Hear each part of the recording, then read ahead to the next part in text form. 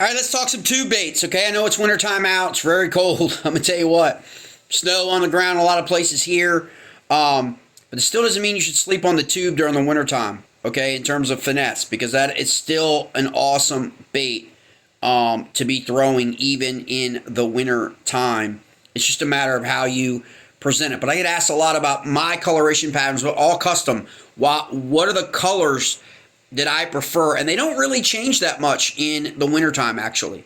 I prefer the same 3 or 4 coloration patterns that I'll throw in the spring, summer, and I'm throwing again in the wintertime. And those coloration patterns are pretty simple, probably readily available from any brand for the most part. There's nothing unique really about necessarily the color.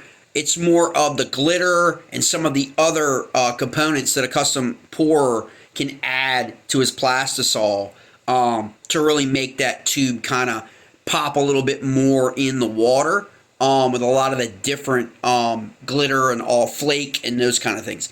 So my three real go-to colors are the purple flake, and pretty much this time of year, I'm just throwing it on. You can see that coming out. You know, I'm burying that head into that tube, okay? And I'm laying it out here and just letting it fall slowly into the water in the bottom and let it sit on the bottom for a little longer than you normally would because it is the winter time. And that's normally, there's a lot of any number of different presentations throughout the year you obviously can use for tube fishing. Highly recommend you checking a lot of those videos out on YouTube. Will give you a good start. This is just how I like to do it for smallmouth. And it works well for me. So the purple, then I have a variation of that color, which is a smoke purple with a gold and silver flake. I don't know if you can see that flake good up in there. Love this one. It's just a subtle change, you know, in that color in the water a lot of times. A lot of times you can't really see this one that much, you know, in certain water clarity conditions. So it's just a different neat. And then I follow it up with what I call the mustard color. Okay, this is really the crawl imitator. It's a phenomenal color. Phenomenal, gets bit like crazy in this color pattern. So I call it mustard. And then probably the most popular, most people that I see also that throw tubes out on the river, and in myself, it's my number 4, is going to be that green pumpkin, the green pumpkin variations, which can come in, you know, any different, you know, varieties. But they're all the green pumpkin brown, same standard worm color, that kind of stuff. A couple different hacks you can do. I don't have the one with me. Is I'll add a blade on the back tied through the tube. Okay, so it'll be spinning on the back of the tube as well. If I really want that, if I really think like I need that flash and that movement. The other real hack that I do a lot is I'll take my Ned rig soft plastics that I like to run in a lot of the rivers like Susky and Allegheny and Potomac, and now Monocacy that actually having a significant crawl blow up in terms of population is, you know, I'll take my Ned rig crawl plastics and I'll combine them with my tube. So if you see that, it's weighted, okay?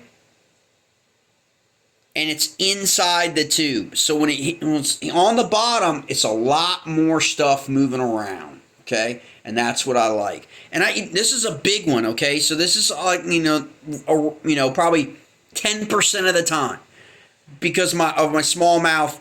I opt for the smaller tube, okay, in size, and I do the exact same thing with a smaller soft plastic for the Ned rig, okay? And you can see that and see how that would work on the bottom, okay? If my hand's the bottom and it's moving, it's just great movement in the water. More movement than you're going to get from the standard without it inside it. Plus you've got the weight inside it to keep it down, okay? And so when those smallmouths are above it during separate times of the year, they can see that, okay? You know, and what I like about this presentation in the wintertime is we know that smallmouth bass are obviously just aggressive species, and they are sight feeders. But in the wintertime, their metabolic rate slows down. They're more, they're less likely to exert a lot of energy to go out and chase a bait, right? But when you put this down on the bottom where the thermals are, okay? Cold outside, aromatic temperatures below 40 degrees, the water temperature's 38 degrees, okay? They're looking for some level of warmth. Comes from the thermals, the rocks, and the river composition on the bottom. Or it could be structure, but it's mostly rocks in our rivers. And so if you can get down to those rocks, okay, and get something on the bottom and leave it, okay, slowly drag it. I mean slowly drag it. These is going to move, okay? And you're going to attract attention and attract that. Now, 9 times out of 10, okay, 9 times out of 10, make sure that you've got ultra sharp hooks or an ultra sharp jig head. The reason why is it's almost always a soft bite, okay? And so you want to make sure that you get that set, okay? Because they are soft bites. And sometimes when you don't think that your bait is attracting any fish, it actually is, okay?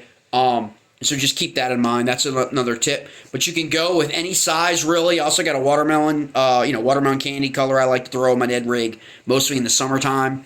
Obviously, the green pumpkins, gold, anything like that. You could do the same. You actually could do the same thing with a lot of the other presentations, depending on how you're rigging your tube, how you want to do it. The blade is a unique thing. And you could find that from, people that are putting the blades into worms or the Z-Man or something like that are readily available. Or you can do it yourself. It's not that hard to rig these up, okay? It really isn't, all right? Like I said, putting a weight in the head because you want that to fall. It's going to increase the fall rate. Maybe you want a faster fall rate. If you want a slower fall rate, obviously you want to downsize not only the size of the tube, but also the weight that you're putting inside that's kind of keeping this thing all together, okay? So that's just an interesting side, but you can see the size difference here, okay? I will tell you this, okay? My experience alone. Others may have a different take. The size of your bait is not going to determine the size of the smallmouth that crushes your bait. It's not. It's not. You're going to get 18, 19, 20-inch smallmouth will hit a small bait every bit as much as they will, or less, actually, less on the big size bait. Remember, during the wintertime, they want an easy meal. Their metabolic rates are slowing down with each day. They're slowing down. They fed up during fall transition and late fall, early winter. Now we're in January.